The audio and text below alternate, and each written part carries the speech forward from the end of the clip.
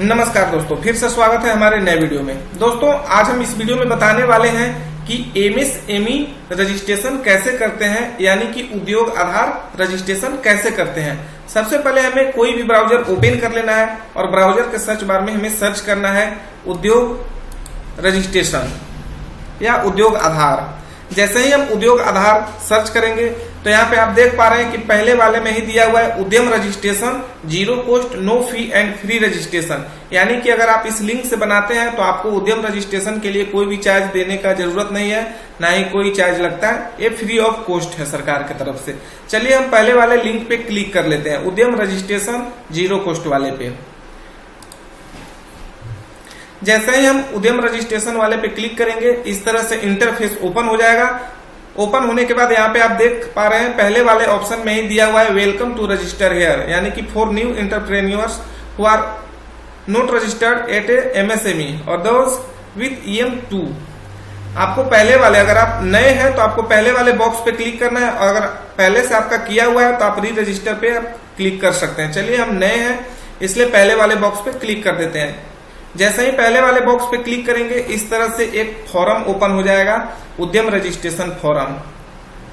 और यहाँ पे आपको आधार नंबर डालने के लिए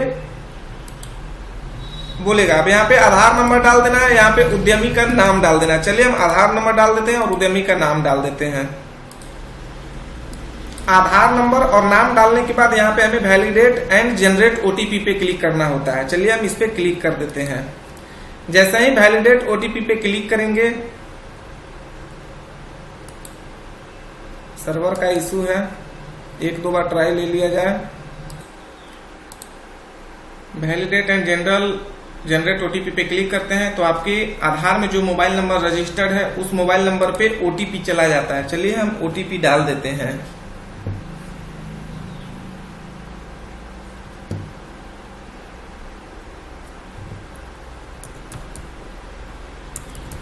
OTP डाल देने के बाद हमें यहाँ वैलिडेट पे क्लिक कर देना है। जैसे ही हम वैलिडेट पे क्लिक करेंगे इस तरह से पेन वेरिफिकेशन करने का एक ऑप्शन आ जाएगा। यहाँ पे हमें संगठन के प्रकार, टाइप ऑफ ऑर्गेनाइजेशन सिलेक्ट करना है। संगठन के प्रकार, संगठन के प्रकार में अगर आप प्रोप्राइटरी हैं, एकल स्वामित्व है तो आप इस पे भी क्लिक कर सकते हैं। पार्टनरशिप है तो पार्टनरशिप पे कर सकते हैं। कोऑपरेटिव है तो उस पर क्लिक कर सकते हैं। ट्रस्ट है, ट्रस्ट पे कर सकते हैं। अन्य है तो अन्य पे क्लिक करना है। अगर आप सिंगल करना चाहते हैं तो आप पहले वाले प्रोप्राइटरी पे क्लिक कर सकते हैं। इसके बाद प्रोप्राइटरी पे क्लिक करने के बाद यहाँ पे आपको पेन नंबर डालना होता है। पेन डालने के बाद यहाँ पे पेन वैलिडेट करना होता है। चलिए हम यहाँ पे पेन नंबर डाल देते हैं। जैसे ही वैलिडेट पे क्लिक करते हैं तो फिर कंटिन्यू करने का एक ऑप्शन आ जाता है। चलिए कंटिन्यू कर देते हैं। जैसे ही कंटिन्यू करेंगे तो नेक्स्ट पेज ओपन होगा। यहाँ पे हमें ITR का डिटेल्स डालना है। अगर आप ITR फाइल करते हैं तो यस, नहीं करते हैं तो नो। GST है तो यस, नहीं है तो नो कर देना है। इसके बाद नीचे आना है। यहाँ पे आपका जो भी इंटरप्रेन्योर पैन आधार पे नाम रहेगा वो ऑटोमेटिक यहाँ पे आ जाएगा। यहाँ पे मोबाइल नंबर डाल देना है, यहाँ पे ईमेल ID डालना है। मोबाइल नंबर डालने के बाद यहाँ पे मेल ID डालना है। चलिए मेल ID डाल देते हैं। मोबाइल नंबर और मेल ID डालने के बाद हमें नीचे आना है। जैसे ही हम नीचे जाएंगे तो यहाँ पे हमें सोशल कैटेगरी पूछा जाएगा, सामाजिक वर्ग। अगर आप जनरल हैं तो जनरल पे टिक लगाना है। SC ST OBC हैं तो उसी ऑप्शन पे टिक लगाना है। चलिए हम जनरल पे टिक लगा देते हैं।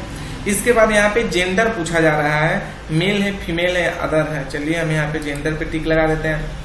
इसके बाद यहाँ पे पूछ रहा है कि आप दिव्यांग हैं। अगर आप हैं तो यस करना है, नहीं है तो नो करना है। नो करने के बाद यहाँ पे आप देख रहे हैं 11 नंबर पे दिया हुआ है नेम ऑफ इंटरप्राइज, यानी कि उद्यम का नाम। आपका जो भी उद्यम का नाम है आप यहाँ पे लिख सकते हैं, और नहीं तो आप अपना नाम ही लिख सकते हैं। इसके बाद यहाँ है प्लानेट यूनिट नेम, इकाई नेम।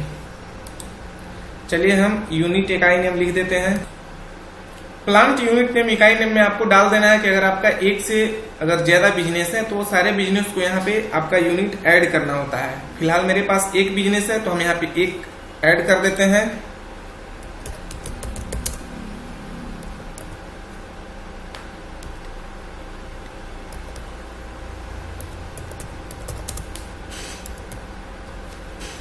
यहाँ पे हो गया, अपना नाम डाल करके ऐड यूनिट पे क्लिक कर देना है। जैसे ही आप ऐड यूनिट पे क्लिक करेंगे तो आपका एक यूनिट प्लांट ऐड हो जाएगा। इसके बाद हम थोड़ा सा नीचे आएंगे। नीचे आने के बाद यहाँ पे हमें यूनिट नेम इकाई का नाम हमें सेलेक्ट कर लेना है। अगर आपका ज्यादा बिजनेस है, 2-3 यूनिट है, तो आपको उसमें से सेलेक्ट करना है। चलिए मेरा एक है, एक पे ही क्लिक कर देते हैं। जैसे ही इकाई नेम पे क्लिक करेंगे, यहाँ पे हमें अपना ब्लॉक, भवन का नाम, ग्राम, ब्लॉक, रोड, सिटी, नगर, ये सब सारा चीज पूछा जाएगा। ये सब सारा चीज अपने से आपको फिलअप कर देना है और फिलअप करने के बाद यहाँ पे ऐड प्लान पे क्लिक कर देना है। चलिए हम इस भर के ऐड प्लान पे क्लिक करते हैं।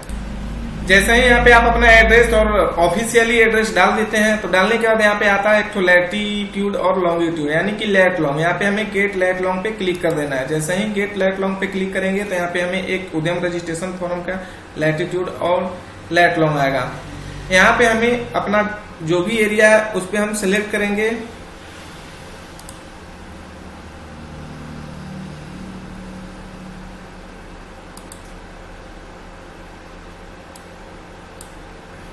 सेलेक्ट करने के बाद हम यहाँ पे ओके कर देंगे।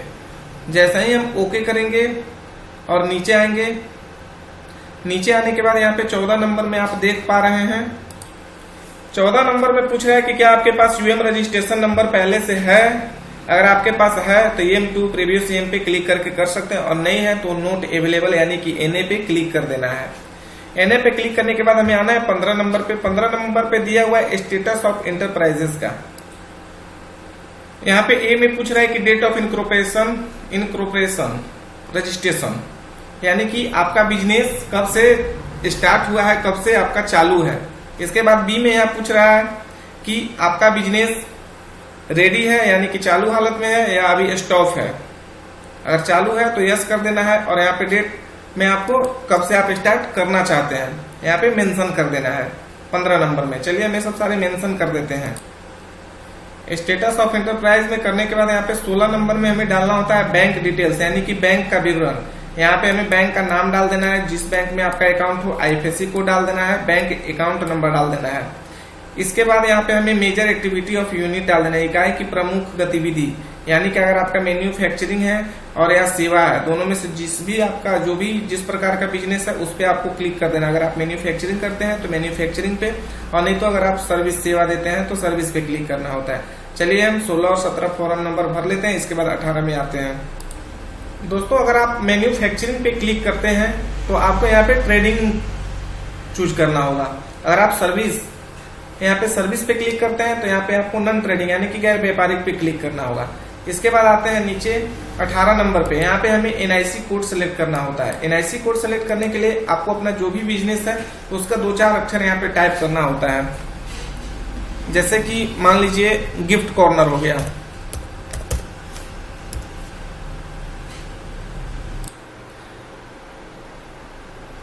अगर आपका कॉस्मेटिक का दुकान है तो यहाँ पे जैसे ही आप अपना बिजनेस का 2-4 अक्षर टाइप करेंगे तो यहाँ पे आपका ऑटोमेटिक NIC कोड आ जाएगा। उस पर क्लिक कर देना है। जैसे ही उस पर क्लिक करेंगे यहाँ पे NIC 2 डिजिट कोड डालना होगा। यहाँ पे ऑटोमेटिक सेलेक्ट ले लेगा, रेंटल एंड लीजिंग एक्टिविटी, यहाँ भी ऑटोमेटिक आ जाएगा, यहाँ भी ऑटोमेटिक। इसके बाद हमें यहाँ पे ऐड एक्टिविटी पे क्लिक कर देना है।